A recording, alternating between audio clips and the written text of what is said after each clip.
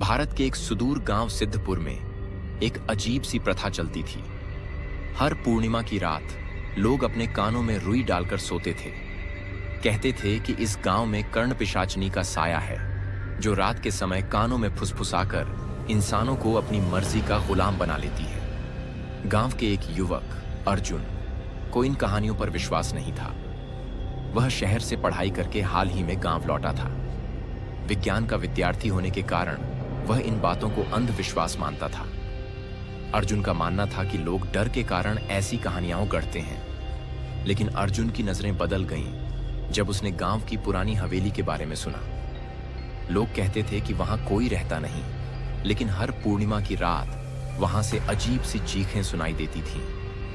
अर्जुन ने ठान लिया कि वह इस रहस्य को सुलझाएगा। अर्जुन ने अपने दोस्तों को भी साथ चलने के लिए कहा, लेकिन सभी ने मना कर दिया। वह अकेला ही उस रात हवेली में गया। हवेली के दरवाजे पर जंग लगी हुई थी। अर्जुन ने जैसे ही दरवाजा खोला, एक ठंडी हवा का झोंका आया। हवेली के अंदर अजीब सी खामोशी थी, लेकिन दीवारों पर लाल निशान और पुराने फटे हुए कपड़े लटक रहे थे। रात के 12 बजते ही अर्जुन के कानों में एक धीमी फुसफुसाहट सुनाई दी। तुम यहां क्यों आए हो? अर्जुन ने पलट कर देखा, लेकिन वहां कोई नहीं था। वह समझ गया कि कुछ तो गड़बड़ है। तभी अचानक हवेली के अंदर रखे शीशे में एक औरत का धुंधला सा प्रतिबिंब दिखा। उसकी आंखें लाल थीं और उसके बाल हवा में उड़ रहे थे। कौन हो तुम? अर्जुन ने हिम्मत जुटाकर पूछा। औरत ने हंसते हुए कहा, मैं कर्ण पिशाचिनी हूं। तुमने मेरे क्षेत्र में कदम रखा है, अब तुम यहां से नहीं जा सकते। अर्जुन को समझ आया कि यह सिर्फ कहानी नहीं, बल्कि सच्चाई थी। उसने पास पड़ी एक पुरानी किताब देखी, जिसमें गांव के बारे में लिखा हुआ था। उसमें बताया गया था कि यह कर्ण पिशाचिनी कोई और नहीं, बल्कि रूहानी नाम की एक लड़की थी, जिसे गांव वालों ने तांत्रिक कहकर मार डाला था। वह निर्दोष थी, लेकिन गांव के अंधविश्वास ने उसकी जान ले ली।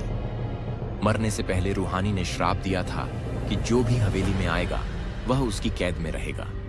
लेकिन किताब में यह भी लिखा था कि यदि कोई उसकी आत्मा को मुक्ति दिलाए तो वह श्राप समाप्त हो सकता है। कर्ण पिशाचिनी ने अर्जुन को अपने खेल में फंसा लिया। वह हर तरफ से अर्जुन को आवाजें देकर डराने लगी। उसे ऐसा लगने लगा कि दीवारें उसके ऊपर गिर रही हैं। अर्जुन ने हार मानने से इनकार कर दिया। उसने अपने विज्ञान के ज्ञान का इस्तेमाल किया और हवेली की छिपी हुई सुरंगें खोज निकाली। सुरंग के अंदर उसे कुछ हड्डियां और पुराने तांत्रिक मंत्रों की किताबें मिली। लेकिन तभी उसे एक पुरानी माला दिखाई दी, जिसे छूते ही एक जोरदार चीख गूंजी। ये मत छुओ, ये मेरी है। अर्जुन ने समझ लिया कि यही माला रूहानी की आत्मा की मुक्ति का साधन है। उसने माला को उठाया और उसे लेकर हवेली के बीचों बीच बने चबूतरे पर रख दिया। तभी रूहानी की आत्मा प्रकट हुई।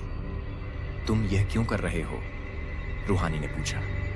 ताकि तुम और इस गांव को शांति मिल सके, अर्जुन ने जवाब दिया। अर्जुन ने माला को जलाने के लिए जैसे ही आग लगाई, रूहानी की आत्मा चीखते हुए हवेली के चारों ओर घूमने लगी। हवेली में भूकंप जैसा महसूस हुआ। अचानक से सब कुछ शांत हो गया। रूहानी की आत्मा ने अर्जुन को धन्यवाद दिया। उसकी आत्मा ने कहा, तुमने मुझे मुक्त किया, अब यह गांव हमेशा के लिए सुरक्षित रहेगा।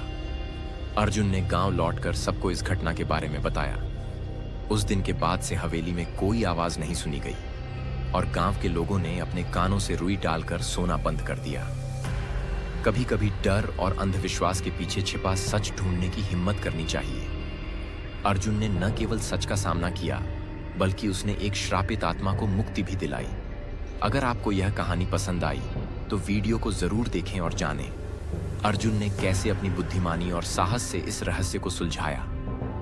क्या आप भी ऐसी किसी जगह गए हैं जहां रहस्य और डर का साया हो? अपनी कहानियां नीचे कमेंट करें।